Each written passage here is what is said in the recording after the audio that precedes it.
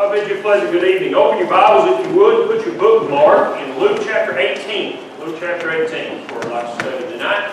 Appreciate you being here. I recognize that meetings are taxing because you're going to work every day, and for those of us who preach, we don't have to work except for on Sundays and Wednesdays, and so we don't get what meetings are like for everybody else. But I know you're going to work, and I know those of you that are raising your kids are dealing with your kids, and then you come in the evening and the kids are tired, you're tired, and thank you for being here. It's an encouragement to me. And especially to you younger mothers, you don't know how much you're encouraging everybody else by your presence. I recognize that you feel frustrated, you think you're getting nothing out of it, the kids are getting nothing out of it, and all you're doing is interrupting anybody else from worshiping. Please do not look at what you're doing that way. You have your kids where they need to be, and you're already teaching them about priorities. And I appreciate you're here. And I've enjoyed being with y'all this week. I'm kind of a homebody and a loner, and being around people I don't know is a challenge for me. And y'all have made it very comfortable to be here, and I'm grateful for that. And for all the kindness, it's been good to be with Brady. I've never got to hear Brady preach. In fact, had we met before? I'm not even sure that we had met.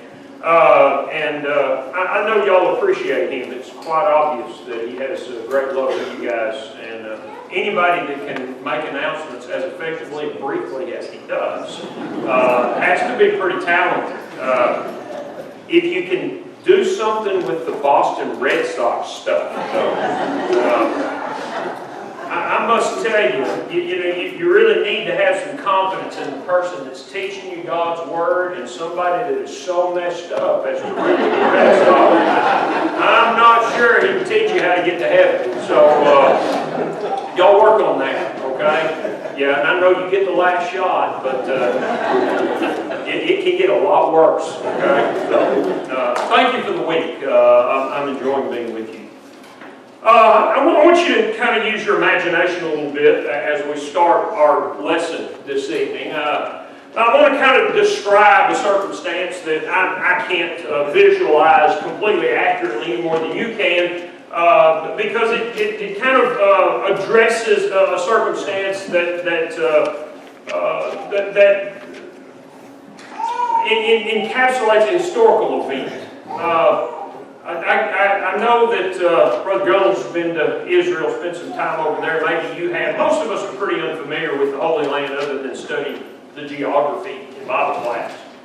But I want you to try to get in your mind what life must have been like in Israel around the time that the apostles are wrapping up most of their work, around the time that Paul died in the mid-60s and into the late 60s.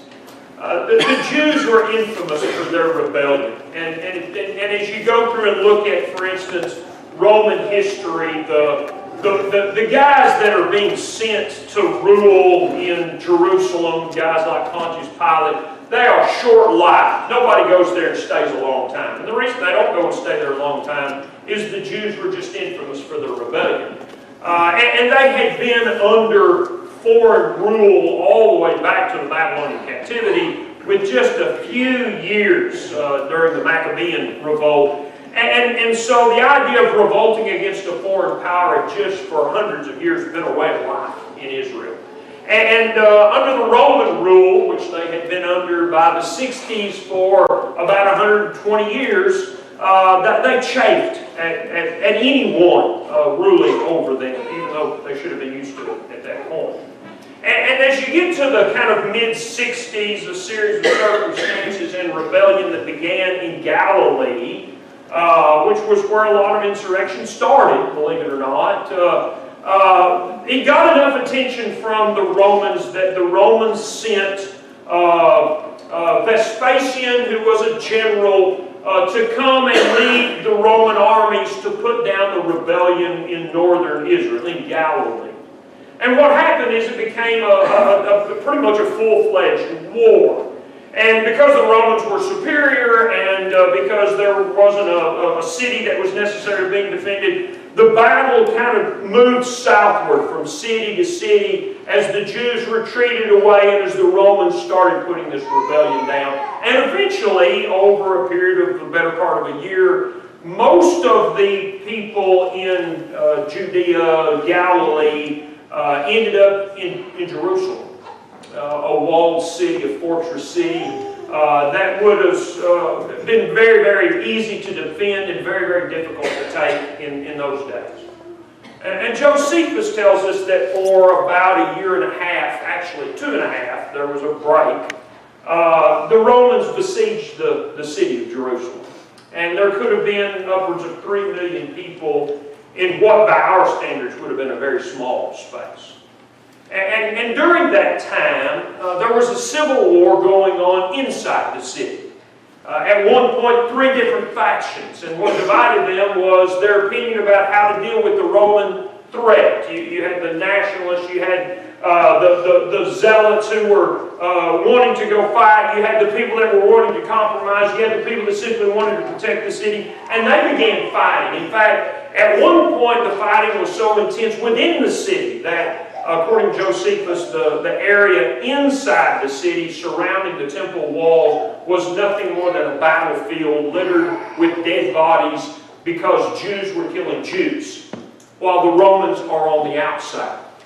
And this goes on. Vespasian gets called back to Rome. He becomes the emperor. He leaves his son Titus to finish the job. And over about a year and a half, Titus kind of decides that he's just going to let the Jews destroy themselves. And so they just surrounded the city and waited.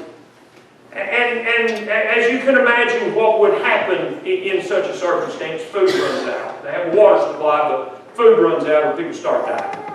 And the Civil War kind of resolves itself to some degree to the point that the Jews start mounting a defense and trying to drive the Romans off. So now the Romans are not only besieging the city, but they are beginning to attack the city. And in the meantime, people inside are literally starving to death. Josephus says at one point during the siege of Jerusalem, 600,000 dead bodies were thrown over the walls. And the reason they were throwing them over the walls is because they started off trying to store the dead bodies in houses within the city. And as they put more and more, you can imagine what would happen in the heat of that city, the decay, the smell, the disease that began to pass through the town. People that tried to get out, the Romans would catch them and very often crucify them in the side of the city. And you have all these people who are trapped and they are dying. And the battle becomes intense at times to the point that when the Romans finally break through the walls, even though Titus had warned them not to try to destroy the temple, the Jews had put up such resistance that the Roman armies went through the city and killed without mercy. Josephus says the blood flowed so freely at certain places in the city that it extinguished fires that were burning. And by the time the siege was over a better part of a 4-year period, more specifically a year and a half, 1.1 million people died. Let that soak in. 1.1 million people died. The Romans took almost 100,000 more and made them slaves. And I can't imagine what it must have been like to be a citizen of Jerusalem, especially if you were a fairly zealous follower of Yahweh, a faithful Jew, who had vowed because he put his name on that city and in that temple that he was going to protect the place. And the Jews, part of the reason they put up such a resistance is because they're waiting for a deliverance like Hezekiah and the Assyrians when God destroyed 185,000 people and soldiers in one night. And they just think God's going to come deliver them. And as the city is falling, do you not think that some of those folks wondered where God was? I just can't help but think that they're looking around as their people are dying and their city is falling, and their temple is burning. And them saying, where's God? Why is this happening to us? Why is He letting this happen to us? Fast forward about 20 or 25 years, and I want you to think about the Christians throughout the Roman Empire, who at this point have been widespread in their teaching. They have got the attention of the Roman authorities. They have been accused of all kinds of ungodly activities that were not true. And the Romans become suspicious that this new offshoot of Judaism is really a rebellion against the Roman Empire, and especially as Domitian becomes emperor. He begins tracking down Christians and testing their loyalty. And all they're doing is the same thing we're doing, folks.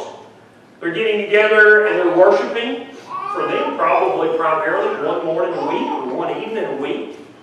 And then they're going out and they're working hard. They're doing their job. They're trying to be honest. They're trying to be decent. They're trying to be moral. They're trying to make the world a better place. They're trying to be salt. They're trying to be light. They're following Jesus Christ. And they're being persecuted.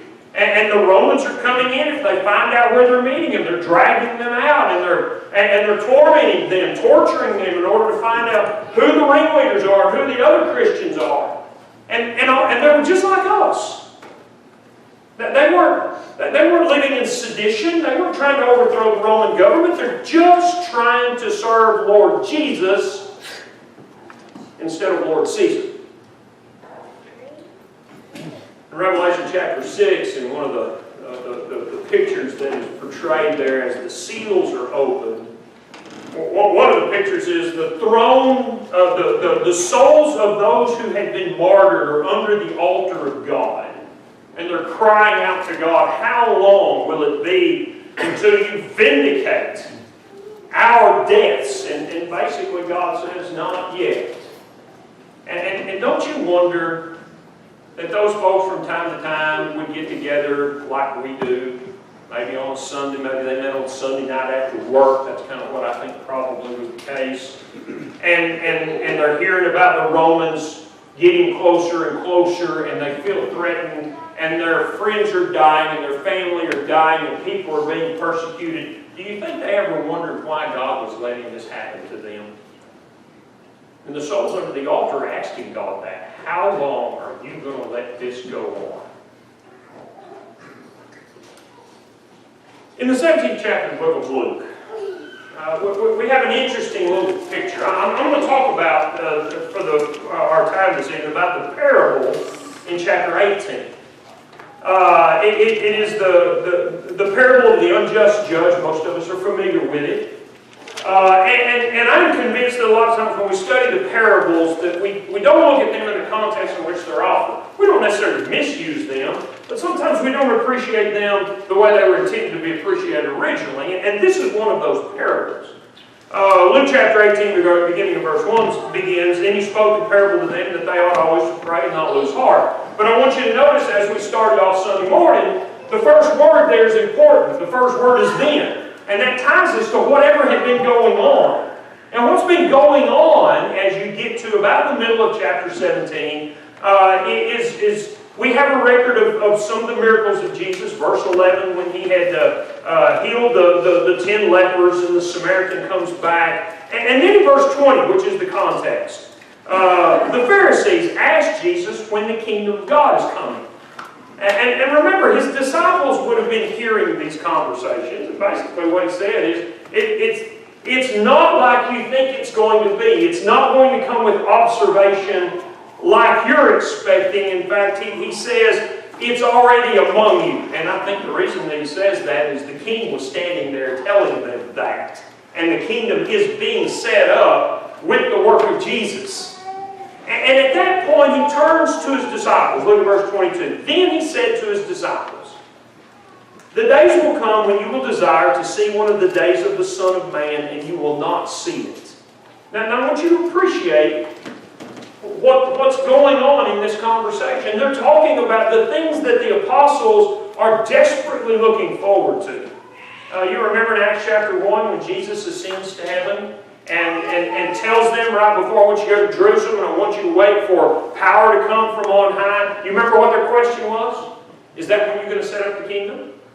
They don't understand it yet. They understand some things about it, and Jesus has been desperately trying to help them appreciate what kind of king he was and what kind of kingdom he was setting up. But in the meantime, I believe that they're still looking for this military, temporal empire that's going to overthrow Rome. And so when the Pharisees ask him when the kingdom's coming, don't you know those guys, they're all like, yeah, we'd like to know the answer to this one too. And then when Jesus said, look, you know, it's already among you.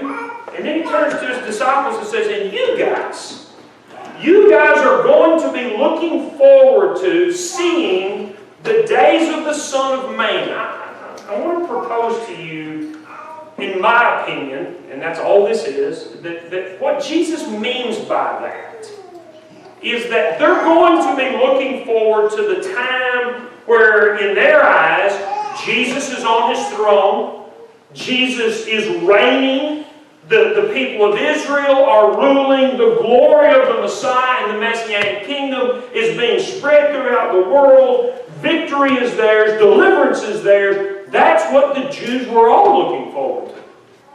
And Jesus tells them, the days are going to come when you will desire to see one of the days of the Son of Man. And I want you to notice what he tells them. You will not see it. What you're looking for, you're not going to find. And then he goes on to describe, beginning in verse 23, a kind of a judgment picture. This is in many ways parallel to what you find in Matthew chapter 24. And the debate is he talking about the destruction of the world? Is he talking about the destruction of Jerusalem? And the language is the same. In many ways, it's very, very parallel. And I think he's probably talking about the destruction of Jerusalem. They will say to you, look here, look there, don't go after and follow them. As the lightning that flashes out of one part under heaven shines to the other part under heaven, so also will the Son of Man be in his day. In other words, you're not going to miss it when it happens. First, he must suffer many things and be rejected by this generation. And as it was in the days of Noah, it will also be in the days of the Son of Man. They ate, they drank, they married wives, they were given in marriage until the day that Noah entered the ark and the flood came and destroyed them all. And basically what he goes on to say is life's going to be going on. And when the day of judgment upon Israel comes, you're probably not going to be ready for it. And he adds, when it happens and you're on the top of the house, don't go down and try to get your stuff and lay, which is what I think he's talking about, the destruction of Jerusalem. And it's a gloomy picture that he paints. And they say, well, when's this going to happen? And he says, well, where is this going to happen? Wherever you see the vultures, you'll know that's the place. And then he tells them this parable. And I want you to get the picture. They are looking forward to the reign of Jesus as they think it's going to happen. And what Jesus promises them is a lot of hardship and difficulty and destruction and desolation, and they're not going to get what they are looking for. Much the same way that the Jews that Josephus describes, why is God letting this happen to us? God didn't stop that. Why are the Christians being persecuted? Why is God letting this happen to us? God didn't stop that. And the apostles right here are being told, you're going to be looking for deliverance and you're not going to find it. And you're going to wonder where God is. I'm going to stop right there. And I need desperately your response. Do you understand the picture I'm painting right now? It's under this circumstance that Luke says, then he spoke a parable to them that they ought always to pray and not lose heart, saying, there was in a certain city a judge who did not fear God or regard man, and there was a widow in that city. She came to him saying, get justice for me from my adversary. And he would not for a while, but afterward he said within himself, though I do not fear God nor regard man, yet because this widow troubles me, I will avenge her, lest by her continual coming she weary me.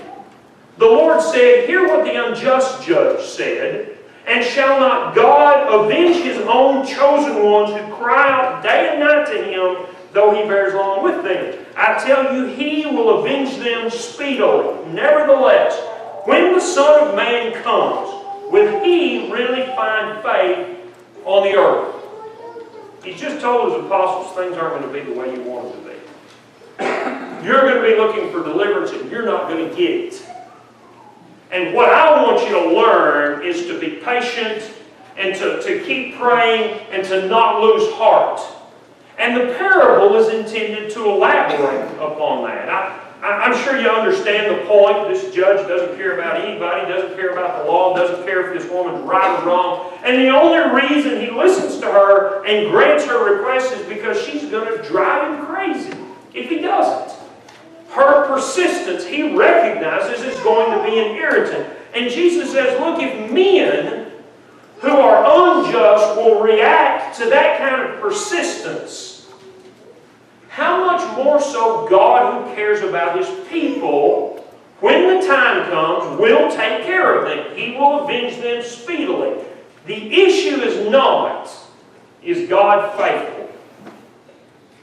The issue is, will we be faithful when things are bad? With that thought in mind, I want to make two applications for us that I draw from this. And the first application that I think fits us, it fits any Christian at any point in time, is that we need to be really careful not to let the circumstances of our life determine our faith. It's easy to be a Christian in this country. And it has been easy to be a Christian in this country for as long as this country stood. I hear people say, well, we're being persecuted. No, we're not. You know, some oppression, some resistance, some pushback. Yeah. Well, we're not being persecuted in this country yet, folks. We're just not. And yet we have this mentality that, oh, as Christians, we got it bad. No, we really don't. In this country, we don't have it bad. And we may not have it bad for a while. But we need to prepare ourselves for the possibility of what would happen if the circumstances of our life change. Right now, having trust in God is pretty easy because we're all going to go home, we're going to get something to eat, even though we just ate a couple of hours ago, we're going to kick back, we're going to watch TV for a little while, we're going to laugh, we're going to be entertained, we're going to go to bed, we're going to sleep comfortably, we don't care what the temperature's like because we've got air conditioning, we've got heating, and we're going to get up, we're going to go about it the next day. Nobody's going to burst in here and try to stop us from worshiping. It is easy to be a Christian. But it may not always be that way. I grew up, I told you, outside of Lubbock. Most of my youth was spent in Slayton. Some of you know where that is. Slayton was growing up in Slayton, Texas in the 60s. It was like living in Mayberry, North Carolina. I lived an Andy Griffith childhood. I really did. You could get up in the morning, I could get on my bicycle during the summer, and I could go all over town, and Mom might not know where I was, but she could pick up the phone, and somebody had seen us boys ride by. She wasn't scared of somebody stealing us. She wasn't scared of any kind of violence going on. It was a great place to live, but I'm going to tell you, in my lifetime, things have changed dramatically. Dramatically. I live in a pretty safe town outside of Bowman. All the time my kids were growing up, I was scared to let them out of my neighborhood. I really was. They're 25, 21, or 20 and 19 right now. I'm scared for them to go drive across the country by themselves. Yeah, they're in a car. Yeah, but do you know how many people are abducted all the time in this country? Young women? I mean, it's becoming a scary place. Do you think that in the last few decades things are worse in this country than they used to be? Yes. Is it more dishonest than it used to be? Some of you old timers? Oh yeah. Is it more violent than it used to be? Without a doubt. Is there more greed than there used to be? Yeah. Is it more given to sensuality than it used to be? Is sexual immorality more blatant and commonplace than it used to be? Yeah. And that's changed in 3 or 4 decades. It really has. For some of you younger folks, you don't know what it was like in the 50s, 40s, 50s, and 60s for those of us who grew up in that era. And I look at that and think, I wonder what happens to this nation if things continue along that trend. Let's hypothesize for a minute. Well, what if the United States of America continues on this kind of downward spiral when it comes to morality and godlessness. And let's just for argument's sake say that God starts punishing us for that. If you've got your bookmark there in Luke 18, I want you to turn over to the Old Testament book of Amos right quick. Maybe asking you to turn to a minor prophet right quick is not, but turn over to Amos. Ezekiel, Daniel, Hosea, Joel, Amos. Well, I'm not kidding, I have to do that in my head every time. Okay? Turn to Amos chapter 4. And I want to read a passage or go over a little section here with you that you may be familiar with. I guarantee you're going to be familiar with one verse. And maybe you've not looked at it carefully before.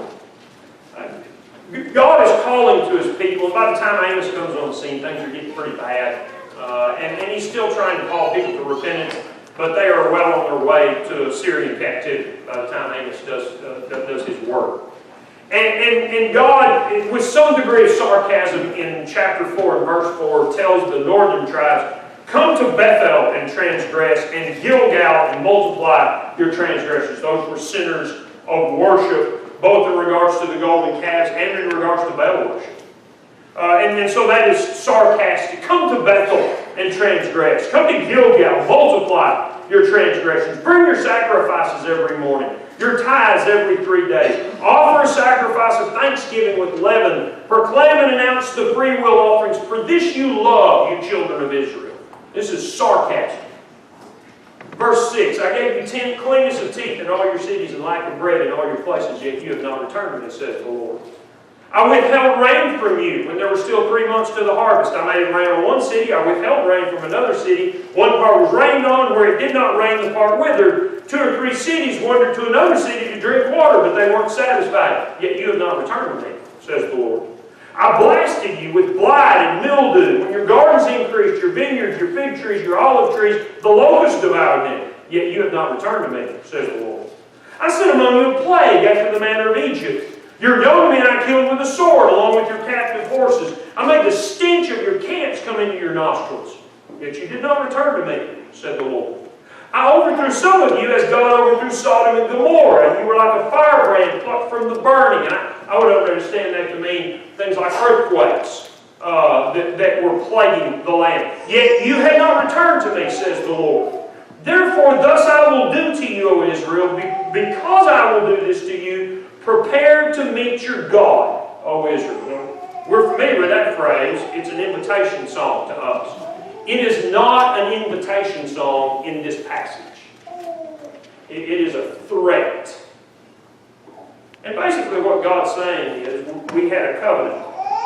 And in accordance with the covenant, if you're faithful, I bless you. And if you're unfaithful, I'll curse you. And when I start cursing, you ought to recognize that I am unhappy with you. And so He says, I sent famine, I sent plague, I sent drought, I sent war. I did all these things that I promised you I would do. Go back and read Leviticus chapter 28 and you will find every one of these things that God promises. And He said, you weren't faithful to me, I did all these things, and you never recognized that I was doing it. I recognize the United States of America is not in a covenant with God like Israel was. And I'm not trying to make that a true parallel. But I do believe that it's very possible that God could use the same things to get our attention that He has done in the past.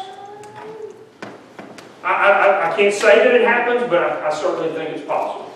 Earthquakes and tornadoes and hurricanes and droughts and famines and fires and floods. How many times do people in this country look around and go, I wonder if God's unhappy? And the reality is, if this nation continues to become immoral, and if God says, I tell you what, I think I'll try to get their attention. And these things start happening, and look around. These things have been happening. And we're oblivious to it. And you know what happens if this gets worse? You know, if you have floods and droughts and locust plagues and blights and diseases that sweep across a country, you know what that does to a country? You know what that does to the economy of a country? If this happens, again, we're hypothesizing, and if God does this, and this nation starts struggling and becomes weak, the likes of which we've never seen in the history of the United States of America, and people start looking around trying to figure out what's going on. We already see the political parties blaming each other for everything that happens. What happens when things get really bad and they start looking for other scapegoats? What happens when they start looking at all these Christian people who are causing problems, and suddenly we start losing our rights? No freedom of speech, no freedom of assembly. You speak out, and it's not just ostracization or a feeling of discomfort, but our rights are revoked. And suddenly, those of us who are trying to serve God face the very real possibility of suffering or persecution. And let's say things get worse and worse, and our enemies continue to rise up, and terrorism gets worse, and Islam wins. And we're under Sharia law, and Christianity is outlawed. And we're being killed. And we're losing any wealth that we had, and we're struggling just to live. Are you going to wonder why God's letting that happen to you? Are you?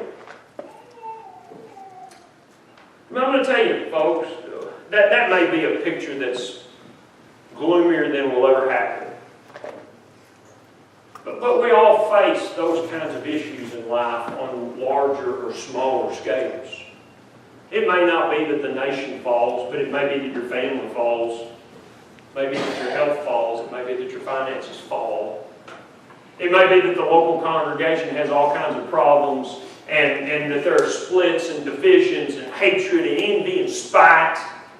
And everything that you have put your confidence in this world is falling apart around you. What are you going to think of God when your physical circumstances go to pot? Carol asked me tonight, some of you noticed this little green band. My closest friend, his son has terminal cancer. He's 28 right now. And I remember when we got the news, and it was devastating. And you pray and pray and pray, and they can't cure it. They can't even halt it. And he's not getting any better, and he probably won't.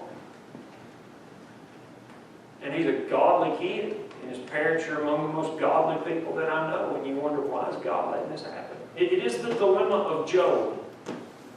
Sometimes on a small scale, sometimes on a large scale, sometimes impersonal, sometimes personal. And I tell you, the challenge of serving God and the point of Jesus in this parable in Luke chapter 18 is you cannot look at God and measure His faithfulness based upon what's happening in this world. And I want to tell you why. Because our King is in another realm, and our citizenship is in another realm. And our eternal destination is in another realm. And while we're going to live here for a few years, we are not going to live here forever. And we are strangers and pilgrims. We are resident aliens. We are passing through, dwelling in tents like Abraham and Isaac and Jacob in Hebrews chapter 11, looking for a city that has foundations.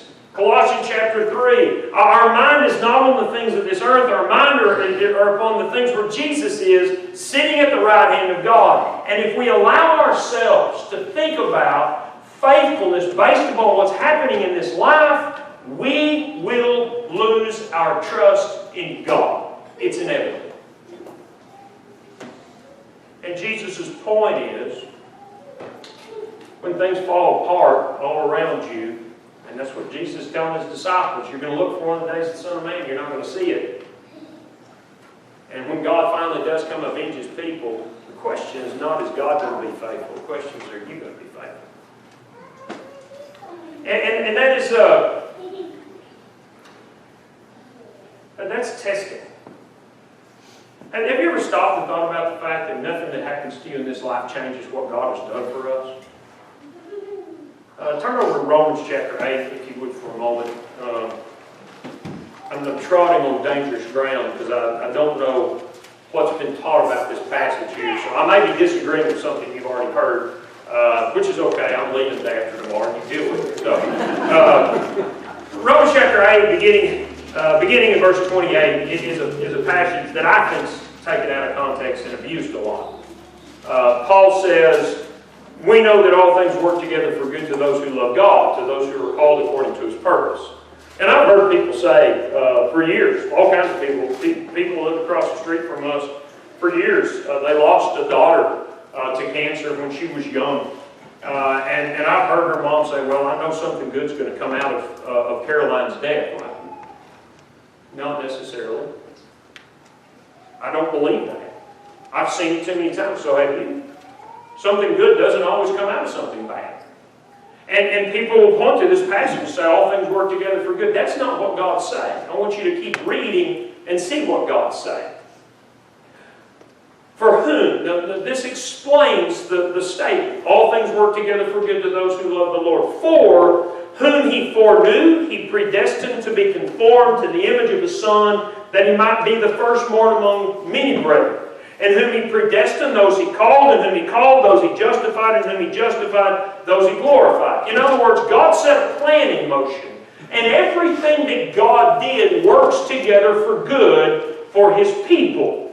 What is it that He did? Well, He knew that those who put their faith in Him were going to be conformed to the image of the Son, because that's the way God designed it. And the people that did that, He determined He was going to save, and through the gospel He called, and it attracts those people who want to put their faith in Him. And those people are the ones that He's going to pronounce innocent, to justify, and the people that are justified are the people that He's going to glorify. And everything God has done for mankind works together for good to those of us who love Him. And He doesn't say one thing about physical circumstances. All that God has done for us works. And His conclusion then is, what then shall we say to these things? If God's for us, who can be against us? He who did not spare His own Son, but delivered Him up for us all, how shall He not with Him freely give us all things? Who's going to bring a charge against God's elect, as in a court of law? It's God who justifies. In other words, you're going to come before God and say, that person's guilty, when God is the one who made you innocent. Makes no sense. Who is He that condemns? It is Christ who died and furthermore is risen. Jesus is going to sit on the throne. He's going to be the one who does the condemning. And Paul's point is, He's the one who did the saving. Who is even at the right hand of God making intercession for us. Who will separate us from the love of Christ? Tribulation. Now we get to the physical stuff. Tribulation or persecution or distress or famine or nakedness or peril or the sword. As it is written, for your sake we're killed all the day long. We're counted as sheep to the slaughter. Yet in all these things we're more than conquerors for Him who loved us. I'm persuaded that neither death or life or angels or principalities, powers, things present, things to come, height, depth, any created thing shall be able to separate us from the love of God which is in Christ Jesus our Lord. And Paul's point exactly the point we're making. Nothing that happens to us in our life changes one whit what God has done for us. And so we need to be really, really careful that we don't look at the circumstances of our life and pass judgment upon God's love. Jesus still died. Jesus still rose. Jesus still forgives. Hope is still ours. And that's what we are living for. And the promise, if you go back to Luke chapter 18, is eventually God will avenge His chosen people. We don't know when it's going to be. The people in Daniel's day cried out for deliverance from Babylonian captivity, and the lesson of Daniel is, it doesn't look like it, but God's still in control.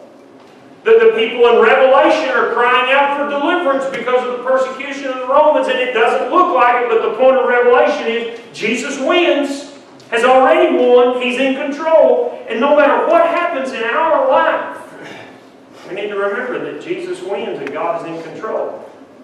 And His promises stand. So, application number one of this parable is, don't let what's happening in your life affect your trust in God. And then point number two is the point that Luke offers in verse 1. When he says, Jesus spoke this parable to them, that they should always pray and not lose heart. How do you express your trust in God when things are bad?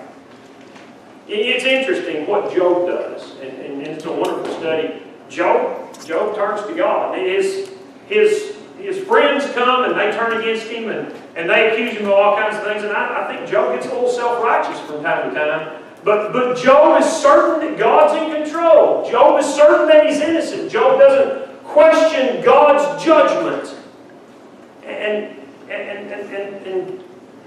And the way that his trust was expressed was he wasn't afraid to talk to God and about God, and he just didn't lose God. I want to tell you, you get cancer, you're going to do some praying. And if your cancer's not healed, the temptation is the praying's doing no good. And that's when you keep praying. That's when you find out whether you really trust God. And there's a lot of things we need to be praying for, folks, in our day and age. Especially as our country deteriorates. We need to be praying for some courage. We need to pray that we are the kind of people who stand up in the face of any kind of circumstance and we're going to be loyal to the Lord. In 1 Corinthians chapter 16, there's a statement made at the very end of the chapter, right toward the end, verse 13, I think, where Paul offers a kind of a series of 1 and 2 word encouragements to this church. And the Corinthians had a lot of issues. They had a lot of problems. It had to be a hard letter for them. And when he gets to verse 13, he tells them, watch, stand fast in the faith, be brave, be strong. It's like a pep talk from a commander. I like the Old King James translation because the Old King James doesn't say be brave. The Old King James says, quit you like men. And I take it that that's an idiom in the Greek.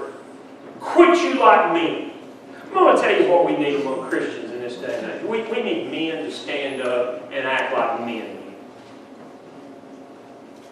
To stand up in our churches and not be afraid to say, this is what the Bible says. To stand up in our jobs and not be afraid to say, this is what the Bible says. To stand up in our homes and not be afraid to say, this is what the Bible says. And then to go live our lives like we've got some bravery about us, that we are men who are serving God, and we're not afraid of the world out there that looks down on us with all of their gender confusion and all of their role confusion.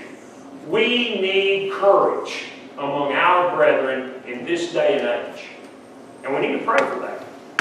And we need to pray for wisdom so that we can give an answer to everyone who asks a reason. The hope that is this. I guarantee you, folks, you start standing up and folks are going to start asking or folks are going to start arguing, and then you better know why you believe what you believe. And those are opportunities. Persecution always has brought opportunities. Difficulty always brings opportunities. Who was it? Tonight. Was Carol? Where are you? Said somebody at school. I still can't find it. They left. I'm back row. Wake up! I'm talking to you. Okay. Said something about somebody at school. Go, how do you Christians deal with things as well as you do? I'm going to tell you something, folks. You maintain your faith and your persistence and your trust in your God. You're still praying and you're still being godly in the midst of difficulty. People notice. And that's when you have the opportunity to tell them who you believe and why. And that's why Paul told the Colossians that they needed to pray for him for doors of opportunity and that he might be wise in his answer. And that we let our words be seasoned with salt and that we be wise in our answer. We need to pray for that. We need to pray for patience so that no matter how bad things get around us, we don't lose our trust. We don't lose our heart. We don't start to think deliverance is to be found in the next presidential election because it's not. We need to be patient with what's going on around us, and we need to get up and keep serving and wait on the Lord. I don't know what He's going to do. That would be the next thing. We need to pray for His will to be done. What if the nation's going to fall? What about my kids and my grandkids? Well, if we've done our job well, our kids and our grandkids are not looking for deliverance in the United States of America. They're looking for deliverance through Jesus Christ. And if the nation falls, their faith's going to be tested. And we need to pray that God's will be done. And if I have to wait to see what happens, I'm going to wait to see what happens. God told the Hebrews, look, I know you're struggling right now. but you've not resisted the blood, but you have need of patience. And we need to pray for our influence and our opportunities, because I'm going to tell you, as the world gets worse and darker, light becomes brighter and brighter. Jesus told the apostles, you need to pray. And then he told them, don't faint. Don't be discouraged. This is the hard part, folks. Praying to God is not hard. Becoming discouraged is hard. Growing weary in well-doing. We're wondering why it is that God's letting this happen and why He's not going to deliver us. Wondering about these little old kids that we see here and what's going to happen to them. And not trusting that God's got it all under control. And so we're going to get up and we're going to keep praying if our prayers aren't answered. We're going to be persistent in that, like the widow coming back to the judge over and over and over. If you go to Luke chapter 11, Jesus uses a very similar illustration when the apostles ask Him to teach them to pray. He offers the Lord's Prayer, and at the end of the Lord's Prayer He said, you know, a friend came to another friend in the middle of the night.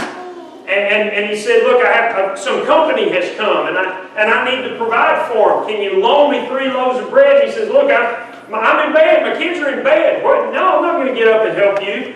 But because he recognizes his neighbor's going to be persistent, he gets up and gives him all that he has. And that's when Jesus said, ask and you will receive, seek and you will find, knock, the door will be open to you. We need to be persistent in our prayers. And we need to have confidence that God's still on His throne. And that we keep Him there when things are hard. Because that's the temptation. When I start struggling, I boot God out. And that's the worst thing you could do. And we didn't understand He's still listening to us. And no matter what the appearances are. You know, Paul says in 1 Corinthians chapter 1 that the wise and the prudent didn't obey the gospel. That the Jews didn't accept Jesus because of the crucifixion. And the Gentiles didn't accept Jesus because of the crucifixion. The Jews thought crucifixion meant that Jesus was cursed by God. The Gentiles only, the Romans only crucified condemned slaves. They wouldn't even crucify a Roman citizen. And to have a condemned slave who had been crucified leading an army was unthinkable to them. That wasn't power. And Paul says, appearances notwithstanding, Jesus Christ is the power of God to salvation. It didn't look like it. What God did to save us didn't look like power, but it was power. So no matter how things look in this country, in our world, in your life, don't forget who's reigning, who's delivering His people, who's listening to our prayers, and what His plans are. Jesus tells the apostles, if you go back to Luke chapter 18 and look at verses 7 and 8, shall not God avenge His own chosen ones who cry out all day and night to Him, though He bears long with them, I tell you, He will avenge them speedily. The point Jesus is making is justice is coming. God's going to make it all right. We don't know when, and He may wait a long time to do it. But rest assured, He's going to do it. And life may be really, really ugly until He decides to take that stand. But the question that we have to remember is not, where is God and is He faithful? The question is the question Jesus asks at the end of this parable. When He comes, will He really find faith on the earth? Or more poignant hope is, will He really find faith in me? Hope that gives you something to think about, folks. And I hope you put your trust in God. Because He is the only thing in this world that is truly trustworthy. Thanks for your attention. If you know everybody the gospel tonight, we can help you. We invite you to respond.